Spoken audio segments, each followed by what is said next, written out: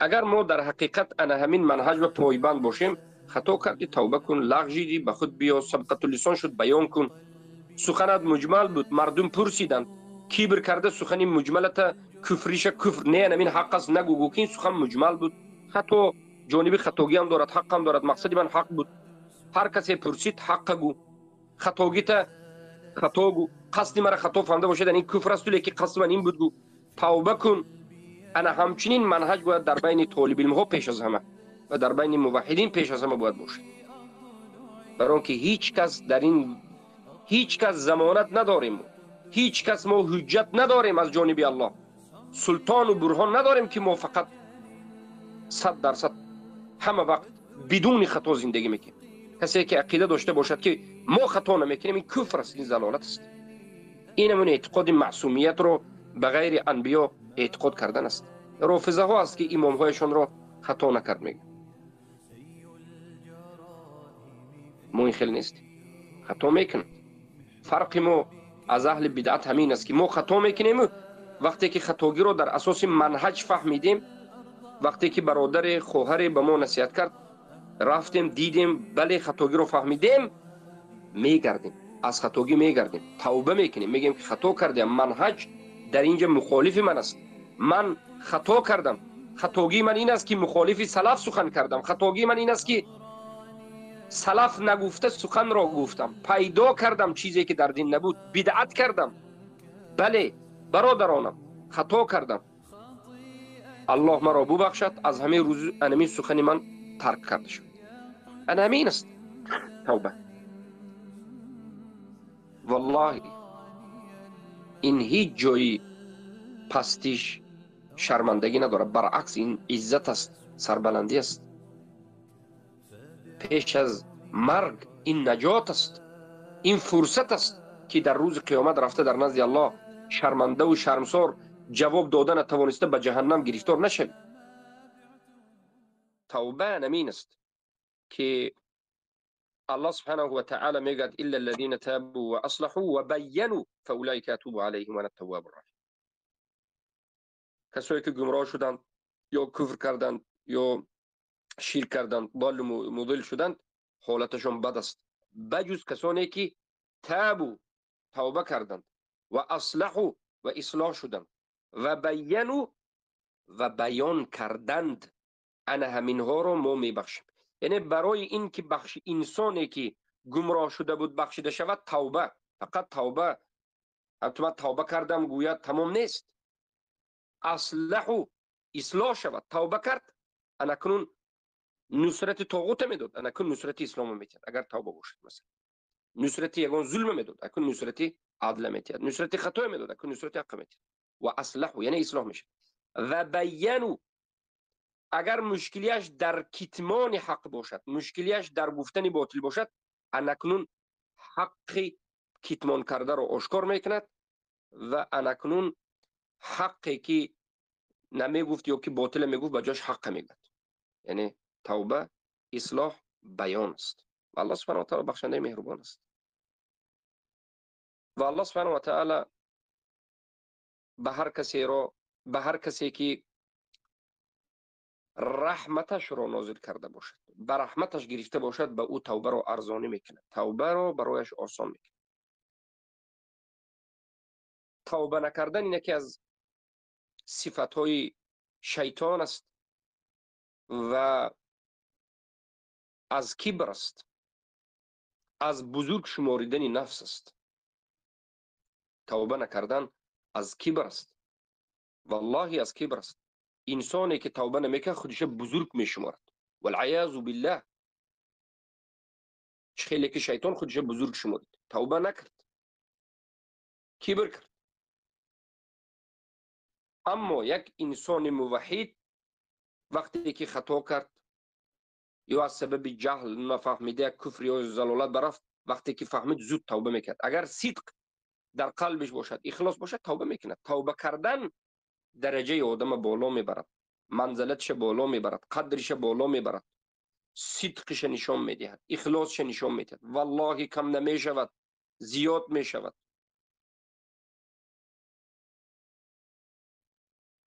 همین است صدق نمین است.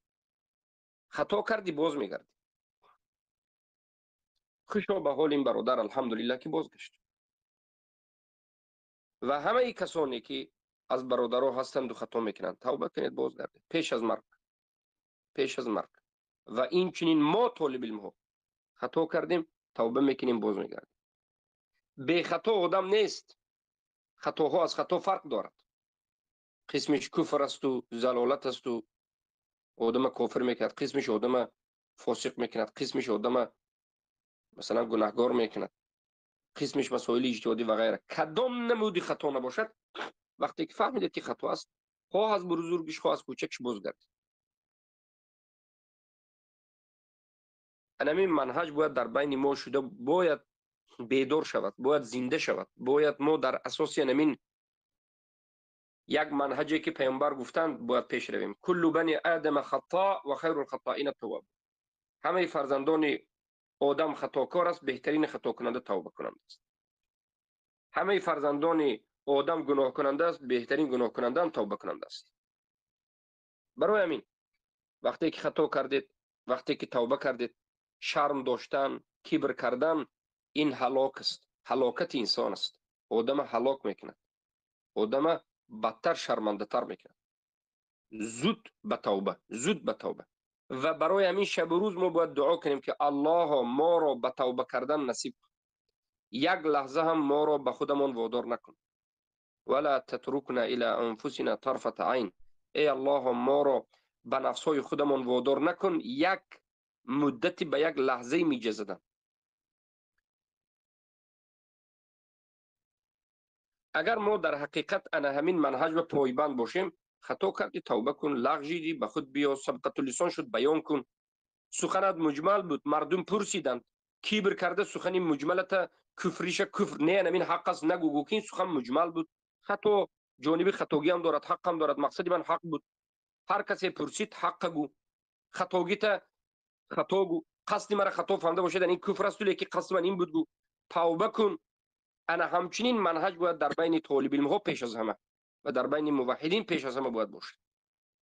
برای آنکه هیچ کس در این، هیچ کس ضمانت نداریم، هیچ کس ما حجت نداریم از جانب الله، سلطان و برهان نداریم که ما فقط 100% همه وقت بدون خطا زندگی میکنیم.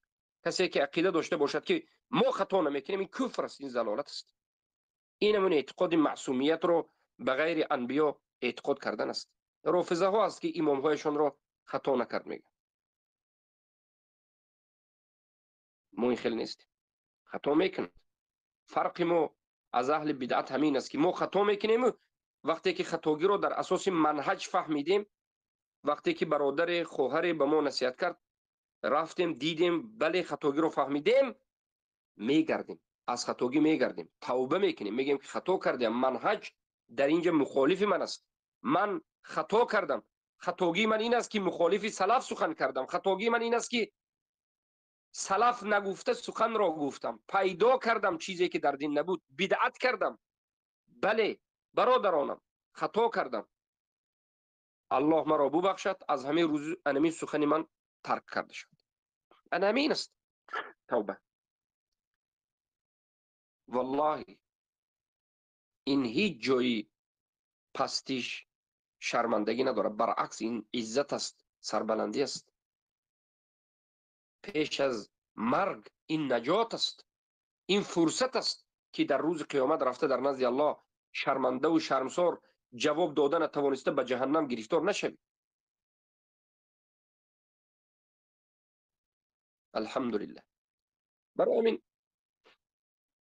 پیامبر صلی الله علیه و سلم گفتن التوبه یجوب ما قبلها یذوب ما قبلها. توبه پیش از خودش بوده همه چیز رو نابود میکنه. توبه کننده گویا کسی که پیش از این هیچ چیزی نکرده بود پاک میشه.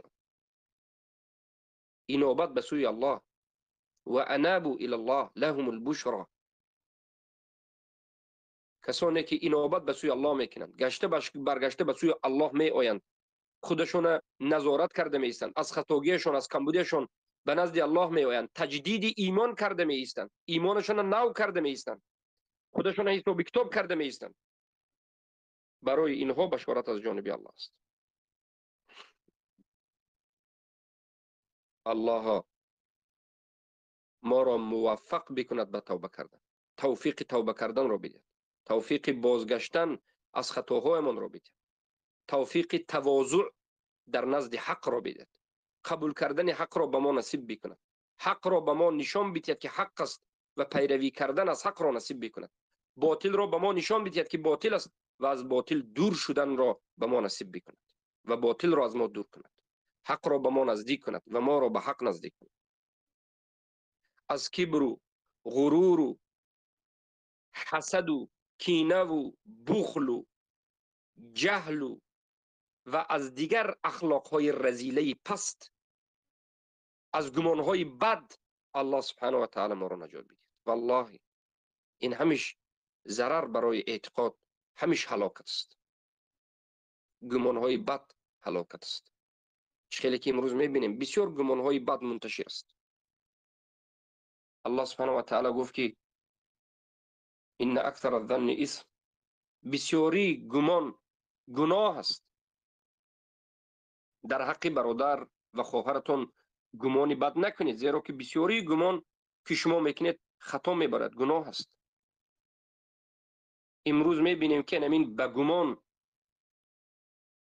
به در حق همدیگر یک خلاصه براری خیلی زیاد است.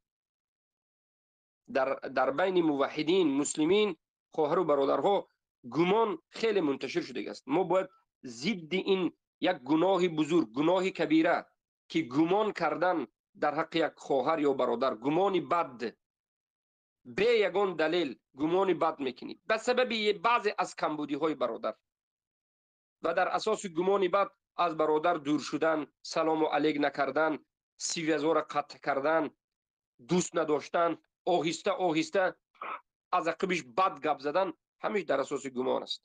این شیطان لعین الرجیم کمترین چیزی که شما را در بینتون فتنه می اندازد اهل توحید این گمان است، گمان است، گمان است. گمان های خود نیک کنید، خیر کنید، اما بله احتیاطم باشید، سنجید، دانید گمان خیر کردن معنیش نیست که شما تمام قصه و حالت و زندگی را به کسی نقل کنید. گمان خیر کردن این که لا اقل یک کس دشمنانه نظر نکنید، یک کس در حقش گمانی بد نکنید که چرا این خیل کرد، چرا این خیل کرد، مثلا کبر کرد، مرا بد میبیند، مرا گنده کرد. اگر نظر کنید همه اهل بدعت گمانشون بد است، گمان خوب ندارند، والله گمان خوب ندارند. اهل بدعت مساکین، این مسکین ها، این بیچاره ها نه دین دارند و نه دنیا. آدمی که گمانی بد دارد همیشه در حالت اضطراب است. آدمی که حسد دارد همیشه در حالت ناآرامی است. آدمی که کبر دارد همیشه در حالت کافتکاوی مقام و منزلت کبر است، ناآرام است. موحدین شما آرام باشید، شما با توحید قلبای خود آرام کنید. انمین توحید اگر کامل شود کبر نابود می شود. توحید اگر کامل شود، توحید اگر چیزی که باید پیدا شود از توحید پیدا شود، حسد نابود می شود. توحید اگر حقیقتا پیدا شود، گمانی بد در حق برادرت نابود می شود. توحید اگر حقیقتا پیدا شود، حق دیدی قبول میکنی، حق است، خطا کردی توبه میکنی، هیچ باکی ندارد. برای اینکه تو نه آبرو، نه شهرت طلب هستی، نه مردم راضی کننده هستی، نه در این دنیا باقی ماننده هستی، فقط رضایت الله میخوای. توحید اگر کامل شود، توبه کردن برات آسان است، بازگشتن به حق برات آسان است، خطاگیت را اقرار کردن برات آسان است، خاکسارانه به موحدین معامله کردنت آسان است. توحیدت اگر کامل شد، گمانهای بد از تو دور شدنش آسان است. قدر خودت و قدر برادرانت را دانستن برات آسان است. همه این به توحید وابستگی دارد. والله خلق حسن خلق یعنی اخلاق حمیده، اخلاق زیبا و حمیده از توحید است. توحید چقدر کامل شد همون قدر اخلاقت کامل میشد. اما یک نقطه است من اینجا میخوام بیان بکنم. در بالای سخن حق صادقانه ایستادن، ثابتانه ایستادن، به اهل بدعت شدید معامله کردن، سخت گرفتن و پیش راه اونها رو داشتن، غضب کردن در روبروی باطل مخالف شریعت. این شما نگوید که این از اخلاق حمیده نیست، سختگیری یا قهر کردن. نه، این از اخلاق حمیده است. قهر و غضب در جای از جایها اخلاق حمیده به داخل میشه. قهر و غضب در روبروی باطل، سخت گرفتن به کفار و مشرکین، اینها از اخلاق حمیده، از سنت رسول الله، از سنت همه انبیاء و المرسلین است. پیامبر وقتی مخالف شریعت رو میدیدن غضب میکردن، چشمانشان سرخ میشد، صدایشان بلند میشد، بے پروا و بی‌طرف نمی نشستند. خیلی که درباره دروغ صحبت کردند از جایشان خسته صحبت کردند. برای پیامبر صلی الله علیه و سلم این مسائل جدی بود، جدی صحبت میکردند، بے پروا نکرده مخالفت شریعت شود هم نگاه کرده نمی ایستادند. صحابگان از پیامبر صلی الله علیه و سلم این چنین همین چیز تعلیم گرفتند. من رأى منكم منكرا فليغيره بيده فإن لم تستطع فبلسانه فإن لم يستطع فبلسانه فإن لم يستطع فبقلبه وذلك ضعف الإيمان. مخالفت منکری را که مخالف شریعت است وقتی میدیدند به دست خود دیگر میکردند، به زبان خود دیگر میکردند و کمترین درجه اگر قدرت نداشته باشند به قلب خود بد میدیدند، بی‌طرف نمیشدند، سکوت نمیکردند.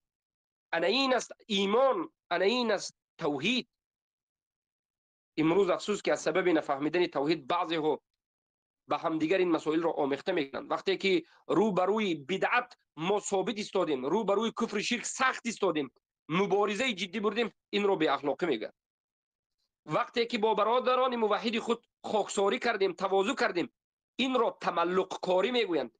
این را والعیاذ بالله مقلدی یا تملق کاری یا که ساخته‌ای بافته میگن. از سبب نفهمیدن منهج، از سبب ندانستن کلام الله، دور بودن از منهج که الله سبحانه و تعالی گفت فسوف یأتی الله بقوم يحبهم ويحبونه أذلة على المؤمنين أعزة على الكافرين يجاهدون في سبيل الله ولا يخافون لومة لائم. یک قسم از شما اگر مرتد شدید، از دین بر آمدید، به جای شما الله دیگر آدم ها را میبرد. یک قسم از شما شهرت طلب و این و آن و مرتد شدید، و من یرتد منکم عن دینی، کسی از شما قسم از شما مرتد شدید، از دین بازگشتید، بر آمدید، به جای شما الله دیگر قوم میآورد که الله دوست می‌دارند، الله هم اونها را دوست می‌دارد، صادقین هستند، مؤمنین هستند، موحدین هستند و علامتشان این است که خاکسار و متواضع و مهربان به مؤمنین و موحدین و سخت گیرندگان به کفار مشرکین. محمد رسول الله والذین معه اشداء علی الكفار رحماء بینهم. محمد رسول الله است، اونانی که همراه او هستند، صحابگانش رضی الله عنهم اجمعین، سخت گیرندگان به کفار و مهربان و رحمگین بین هم دیگر.